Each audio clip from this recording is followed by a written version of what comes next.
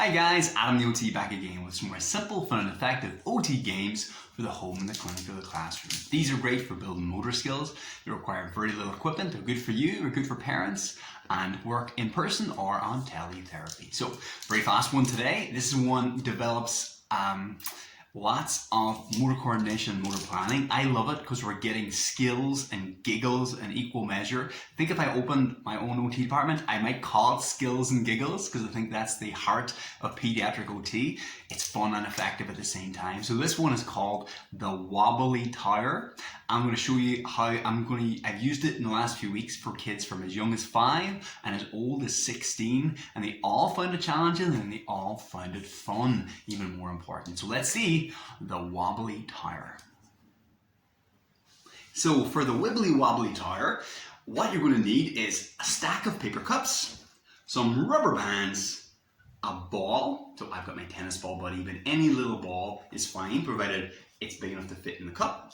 And some small little manipulative like a marble or a pom-pom, or I actually like foods, so I use blueberries and little things like that to sit on top as well, okay? That's for the last level, the most challenging one, okay? So what they're going to ask the child to do is, essentially, you're just putting the band over the cup, but if it falls over, they lose. That seems easy. Now to start off with my younger kids, so like I said, I've used this from kids from as young as 4 and 5 and up to 15, 16, and they all have fun with it. So to start off with, to make this simple, we keep this very stable. So if I'm there with the child, I'll hold it while they put the band over the top. If they're there themselves, I can even tell them to hold it between their knees, which stays stable. They can kind of work at that motor plan. It's a bit more fun and a bit more forgiving. Then we put it on the table by itself. Now the taller the stack, the less stable it is. And you'll see them do this. Oh no. And we'll work out after a few moments. Okay, I'll have to keep a hold of this somehow and try and push that over at the same time. You'll see a lot of this pushing, pulling, but eventually we'll make that motor plan. That's level 2. Level 3. Okay, for level 3, you'll see I actually have 2 sizes of cups here, so I can make this a little bit, grade the challenge a little bit more finely. I'll take my ball, so to make this more unstable, I'll put the ball inside the bottom cup.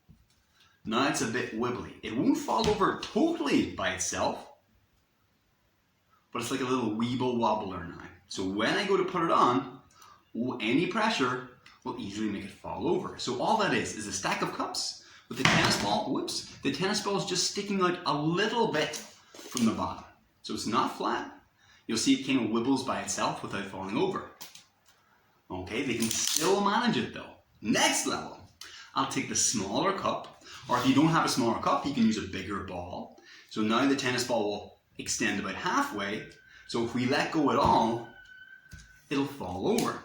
That way we have to keep a finger on it, so we have to hold it as we try and arrange our hands, work out the motor plan. There's a few ways to do it.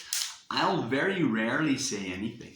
I'll let them try to figure it out itself. So it goes from very simple, making that first motor plan, and then we're refining it every time. After maybe 4 or 5 successes, I'll up the level again, okay? So here, you can do lots of repetitions here. It's great practice for motor planning, for bilateral integration, for the 2 hands working together in a coordinated fashion, but there's one left. So this is my favorite. So this is the proper wobble tower.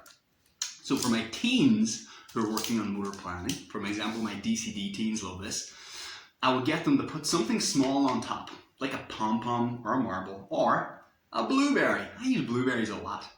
I'll put that on top, something that's going to move around. Whoa! And if that blueberry falls off, they lose. Okay, so they gotta keep the blueberry on top. So then they have to not only keep it stable, but then try and loop over the top of the blueberry and keep it on there. And I'll maybe give them 1 minute to put 4 or 5 bands on. Don't drop the blueberry. If the blueberry drops, I'm going to eat it, and they lose. Okay? Excellent stuff. That's the Wobbly Tower, guys. The Wibbly Wobbly Tower. I really like it. Like I say, anytime I can get both lots of giggles and lots of developmentally rich play at the same time, I know I'm going to be on to a winner. And this is one of those good ones because I know at least 4 or 5 of my boys went straight home after their therapy session and set up the same game at home and was playing with it with their brothers and sisters and family and stuff. So I think then that's usually a good clue you're onto something good. Okay, thank you so much, guys. That's the Wibbly Wobbly Tower.